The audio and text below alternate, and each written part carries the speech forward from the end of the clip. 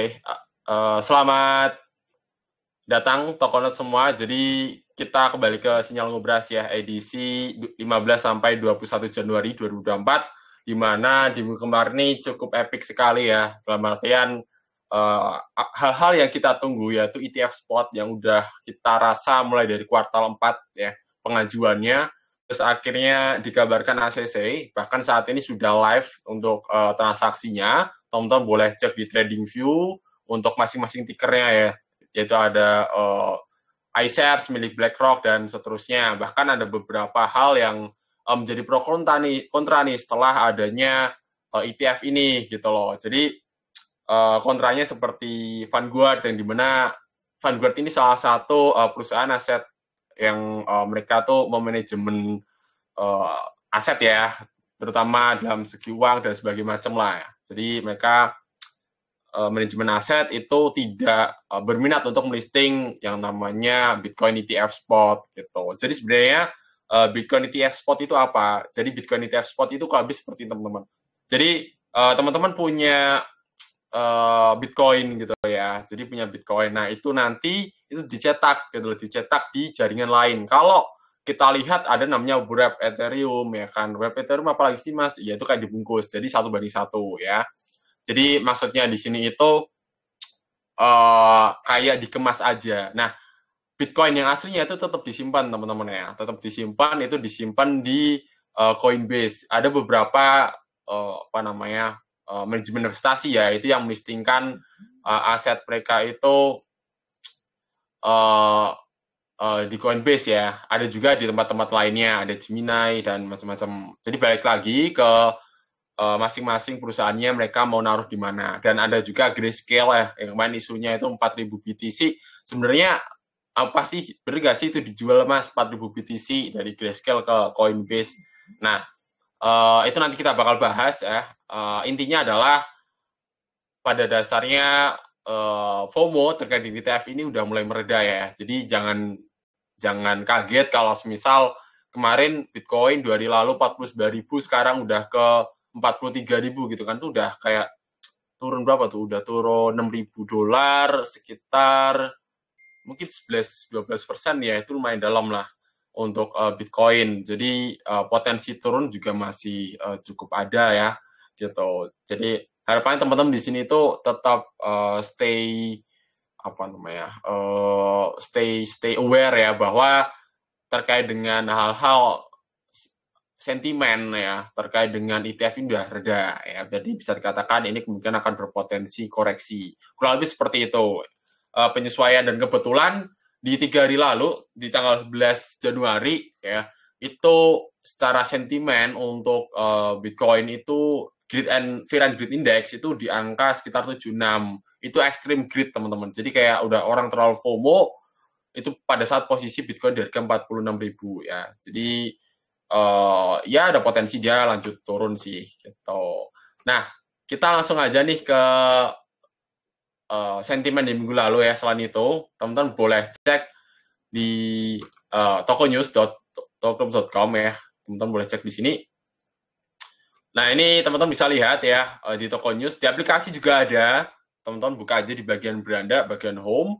Nah, di sini ada berita yang baru dirilis ya. Sebenarnya di hari lalu udah ada beritanya, yaitu BlackRock itu menghabiskan nilai sekitar 11.500 Bitcoin ya. Itu setara dengan 13 hari reward mining ya di saat ini ya, sebelum halving loh ya. Nah, kurang lebih mereka menyerap 11.000 sampai 11.000 BTC. Ya ini gede banget ya. Kalau kita bandingkan dengan MicroStrategy atau aset manajemen lainnya ya, itu ini masih terbilang cukup kecil. Namun jika dilihat diakumulasikan dalam waktu 2 hari, ini besar banget ya BlackRock ini masuknya. Jadi bisa dikatakan bahwa next kemungkinan akan ada kelangkaan untuk Bitcoin ya. Kelangkaannya ini gimana Mas Vicky ya? Pasokan kayak holder, atau mungkin teman-teman bisa lihat di exchange ya, di mana mereka pasti memiliki Bitcoin banyak. Nah, teman-teman bisa lihat lah exchange yang memiliki Bitcoin banyak itu ada banyak banget ya. Teman-teman boleh cek ada exchange luar lah yang gede-gede, ya, itu udah ratusan ribu Bitcoin ya. Nah itu mereka juga pegang tuh. Maka dari itu apa namanya sebenarnya kalau kita lihat secara performnya gitu dalam artian potensi growth-nya itu bisa dikatakan ya cukup baik sih ya karena ada investor baru bukan sebatas kayak investor lama muter-muter gitu uangnya. Nanti misal ada muncul exchange baru butuh BTC nyerap gitu ya. Enggak seperti itu. Nah, BlackRock ini kan mereka listing di bursa saham ya Nasdaq kurang lebih seperti itu. Nah, ada banyak lagi berita-berita lainnya yaitu Ethereum ya prediksi bahwa kemungkinan Ethereum itu berpotensi ke $3.000 karena apa? Ya ini sedikit kebocoran aja. Kenapa kemarin di 2 hari lalu, 3 hari lalu ya, itu Ethereum naik, ya naik gila-gilaan ya. Karena gini teman-teman. Jadi setelah adanya Bitcoin ETF ini di ACC, orang itu berspekulasi ya, berspekulasi dalam artian gini. Mereka menebak-nebak bahwa Ethereum kemungkinan the next of ETF spot selanjutnya. Ya. Dan ini bisa menjadi potensi. Namun belum ada kabar pastinya bahwa Ethereum akan pasti menjadi ETF spot. Dan baik lagi ya, bahwa ketika ETF spot ini di ACC, baik Ethereum, Bitcoin, atau mungkin next maybe Solana, atau aset kripto yang marketnya gede-gede ya, dalam artian volume transaksi cukup tinggi dan sangat-sangat aman menurut mereka, dalam artian mereka ini adalah perusahaan manajer investasi, itu bisa aja mereka mengajukan ETF spot lagi. Tapi balik lagi ya, bahwa ETF spot ini kan masuk ke saham, dalam artian seperti itu. Tidak ada blockchain di dalamnya. Sehingga kalau kita ambil secara lebih lebih biasa lah ya, lebih mainstream lah gitu. Di mana ketika mereka melisting ini di bursa saham, otomatis uang perputaran akan terjadi di bursa saham ya, berbeda dengan di kripto. Nah, kalau di kripto, ketika orang beli Bitcoin nih di hold, mungkin ada potensi mereka untuk membeli yang namanya kayak ordi gitu kan, atau mungkin Bitcoin altcoin di bawah jaringan Bitcoin. Ya, itu bisa terjadi dan itu memicu terjadinya alt season dan seterusnya. Nah, kalau seperti ini ya mungkin akan muter-muter di situ aja kurang lebih seperti itu. Bedanya hanya demand dari BTC ini akan meningkat ya. Secara jangka panjang mungkin iya bagus. Gitu. Itulah potensi-potensi yang ada ya. Dan bedanya ETF spot sama ETF derivatif yang futures itu apa? Teman-teman boleh cek di Toko Crypto Academy di sini ya. Dan ya SEC diretas, teman-teman tahu lah kemarin ya cukup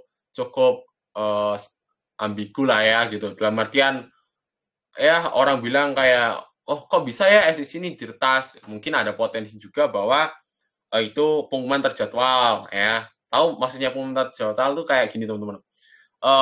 Jadi mereka udah tahu nih ACC, mereka udah buat copywriting-nya kurang lebih seperti itu, dan mereka akan posting semisal di jam 3 sore nanti gitu. Itu udah di-setting mungkin di hari kemarin atau beberapa hari sebelumnya, sehingga adminnya itu tidak perlu posting gitu. Pokoknya udah seperti itulah ya. Dan udah diposting dan di take down dengan alasan ya tadi di-hack. Ya karena memang pada dasarnya setiap akun official biasanya mereka memiliki adminnya masing-masing ya. Jadi adminnya ini berbeda dengan CEO-nya ya teman-teman ya. Kalau lebih seperti itu atau regulatornya.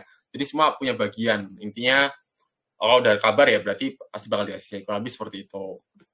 Terus kemudian ada lagi potensi-potensi seperti ya alt season. Nah ini kita bakal bahas di sini nanti. Mas sebenarnya kita ini masuk ke alt season atau enggak? Ya jawabannya adalah belum. Bahkan ya, kalau kita lihat di sini, secara weekly, memang ya weekly itu pada hijau semua teman-teman. Ada JTO 69%, kemudian ada Orion, kemudian ada INS, ada Meme, Cyber, dan seterusnya. Hijau semua. Tapi kalau kita lihat secara monthly-nya, ya kita bisa lihat ya, cukup banyak yang mengalami koreksi merah. Tapi ada juga yang udah naik cukup tinggi. Kurang lebih seperti itu. Nah, indikasi teman-teman kalau lihat secara sentimen di indeks ya kan ada tuh di webnya altcoin session index. Nah itu sebenarnya mereka menggunakan skema ya tadi ketika altcoin udah pada naik baru mereka mengidentifikasikan oh ini alt season gitu. Jadi kalau teman-teman masuk ke indeksnya itu nunggu sampai indeks itu masuk berarti kayak teman-teman ketinggalan aja kalau seperti itu. Kalau teman-teman mau trading atau investing ya DCA aja lah masuk secara perlahan lebih seperti itu ya. Dan kita bakal lihat secara minggu kemarin performanya Mas Wiki gimana minggu kemarin. Kemarin kan analisanya lumayan bagus ya sinyal 15 minggu kemarin. Kemarin kan juga Mas Wiki bilang kalau di ACC bakal sekian, kalau enggak bakal sekian gitu ya. Kita bisa lihat di sini. Oke, kita lihat secara last topic basisnya di minggu kemarin tanggal 8 sampai 15 Januari yaitu ada Bitcoin ya, ada Arbitrum, Solana, Injective dan BLD. Di mana Bitcoin entry-nya di sini ya 42.500, targetnya 46.500. Kemarin udah kecapai sampai ke 49.000 namun belum masuk entry teman-teman ya. Jadi kayak kemarin tuh 43.200 itu udah langsung nge-pump sih kemarin. Itu Bitcoin. Jadi belum masuk entry, ini baru masuk hari ini. Ya, jadi teman-teman kalau mau masuk pertimbangan aja untuk Bitcoin-nya karena ya tadi sentimennya kurang oke lah ya.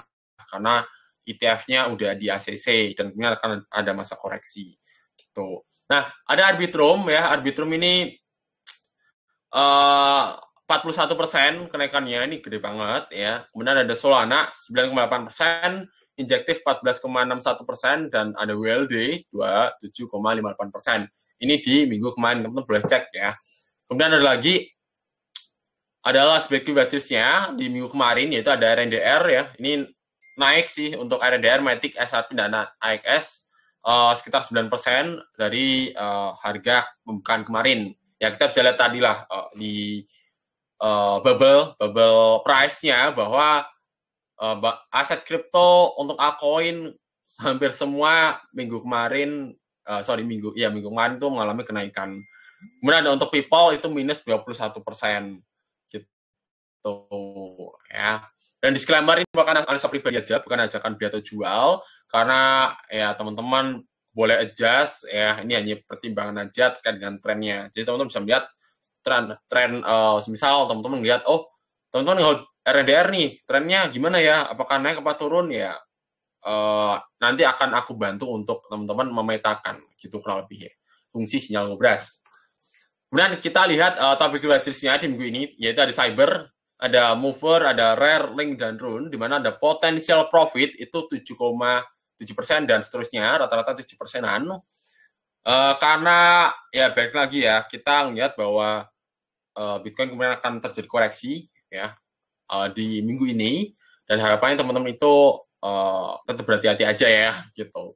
Kalau mau trading, mau entry, harapannya tidak terlalu tinggi untuk area taking profitnya itu. Nah, di sini teman-teman bisa lihat secara entry, target dan stop loss-nya ya. Ini secara potensialnya cukup bagus. Kita bakal tunjukin untuk chart pattern-nya. Kemudian ada bait basisnya itu ada Cardena, ada FTM, ada ENS, GTO, dan ORN. Nah, GTO dan ORN ini yang potensial untuk bearish sih sebenarnya dari ke 5 ini. Jadi ada GTO, ORN ini bearish. Tapi ORN dalam tanda kutip dia bisa bullish ya, nanti aku tunjukin. Karena dia berada di area resisten yang sangat-sangat pas banget resistennya di hari ini. Gitu. Teman-teman boleh screenshot, boleh save gitu kan. Boleh aja. Kita langsung ke teknikalnya di minggu ini yaitu ada cyber ya, kita bisa lihat di sini. Untuk cyber di sini kita ada potensi untuk bullish flag ya. Ini ada area supportnya 1, 2 ya, ini area pendukungnya. Dan di sini ada area konfirmasinya, ini adalah bullish yang cukup kuat ya di ini hijau ini. Dan saat ini dia sedang retest untuk area supportnya. Ini ada area support minornya 1 ini, 2 ya. Jadi ini ada area entry yang cukup oke. Secara RSI juga walaupun dia bergerak ke arah downtrend ya, ini normal tapi dia berada di area 52 dalam artian strength atau kekuatan itu dalam tanda kutip imbang ya. Imbang dalam artian ya masih cukup kuat di posisi ini bullish gitu.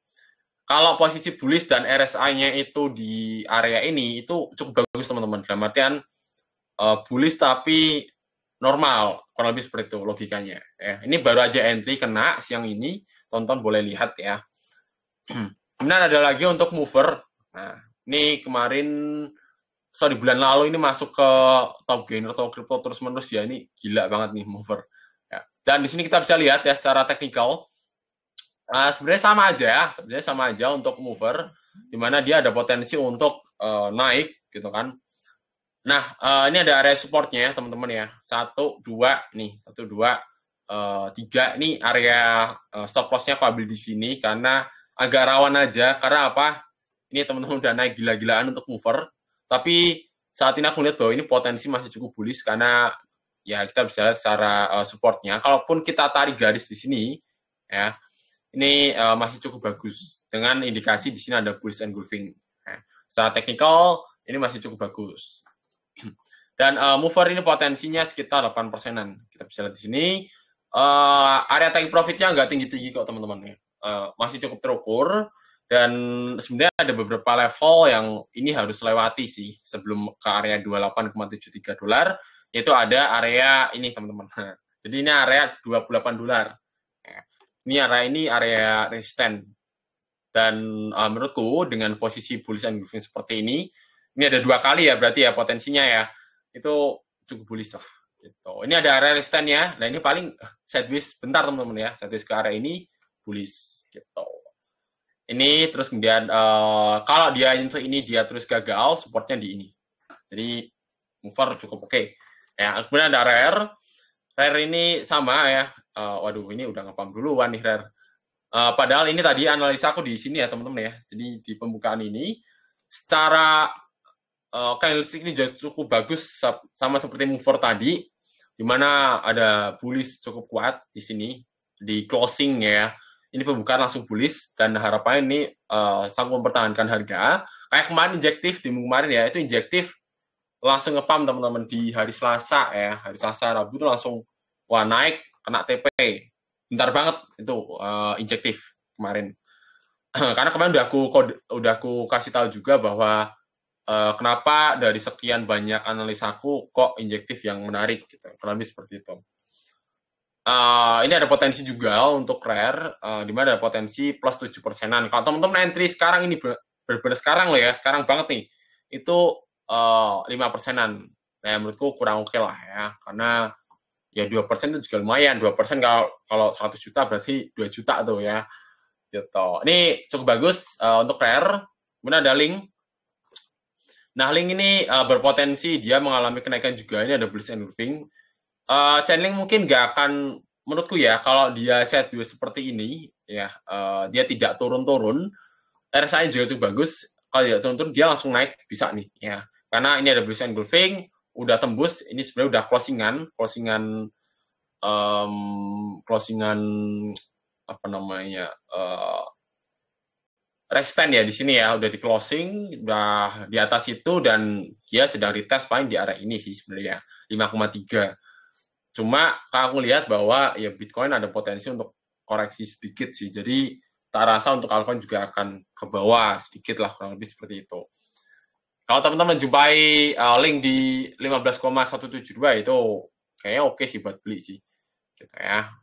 Secara tren ini sideways ya, tapi sideways-nya cukup lebar jadi enak buat tektokan. Kemudian ada RUN. RUN ini juga sama ya.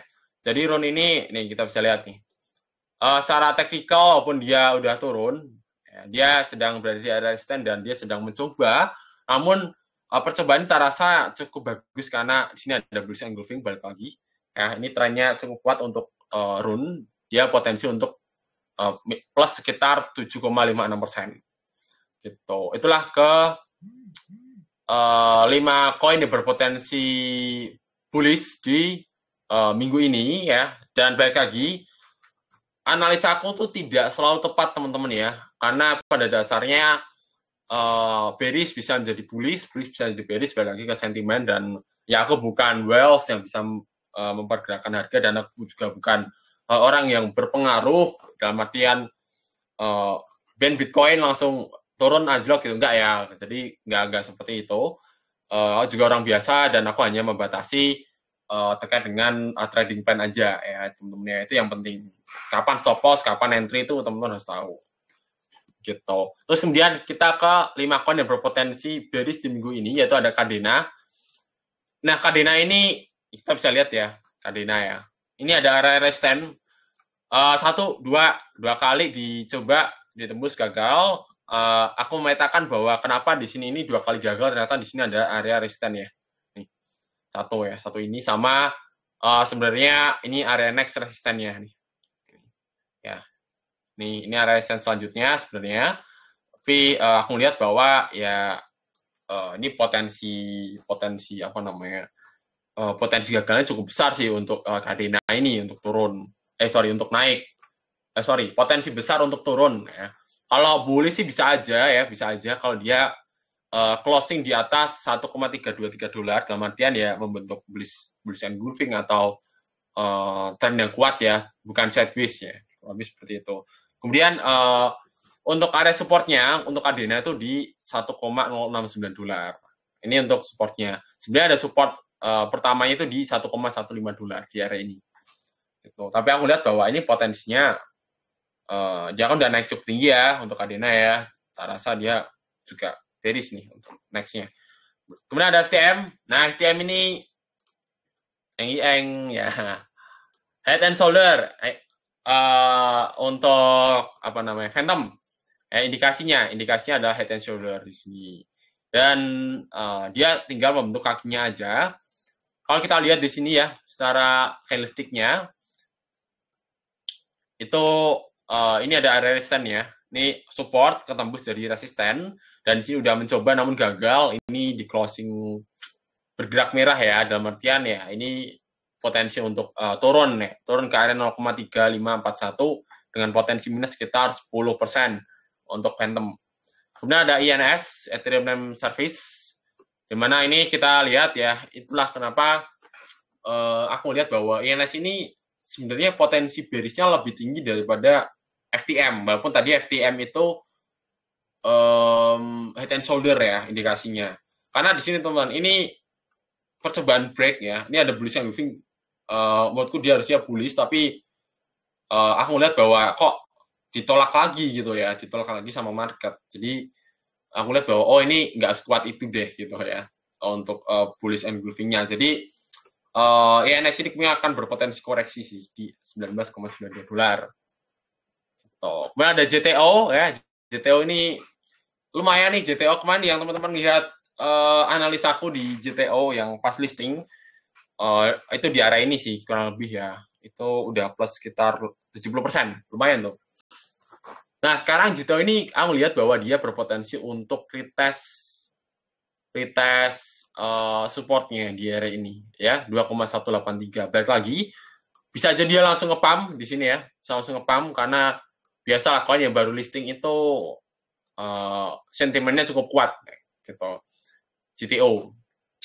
Kemudian ada lagi ORN ya. Ini ORN ya potensi koreksinya tinggi. Ini ya. Ada area resisten ya di sini. Teman-teman yang trading Orient yang mungkin holder atau apapun, mungkin TP kali ya. Gitu.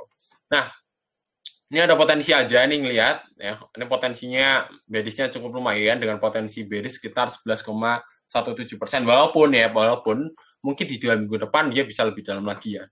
Di 0,2. Itu kalau lihat sih untuk N. Jadi itulah kelima koin yang berpotensi bearish dan bullish di minggu ini. Dan ya aku ngerasa intinya teman-teman ya, di minggu depan, minggu ini itu area yang sangat-sangat patut kita pertanyakan dan kita awasi karena FOMO terkait dengan ETF ini udah benar-benar ya mulai mereda lah, dan efeknya pun tidak semasif itu gitu ternyata ya, yang dimana sebelum pengumuman di 43.000, 44.000, habis pengumuman beberapa jam sebelum pengumuman di 46.000 dan sehari setelahnya ke 49.000 dan sekarang turun. Jadi terasa ya antusias pasar udah mulai berkurang di minggu ini gitu. Nah, itulah ke 10 koin ya totalnya ya. Dari analisa aku minggu ini, disclaimer, analisa pribadi aja, bukan ajakan beli atau jual. Tonton kalau mau tanya, boleh tanya aja ya. Boleh tanya aja. Mungkin dua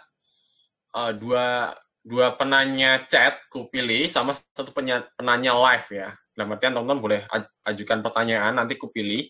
Dan yang yang udah menang di minggu kemarin, kayaknya kita skip dulu, kita bakal ajukan ke beberapa orang yang belum dapat reward di minggu kemarin yang tanya ya. Itu sih.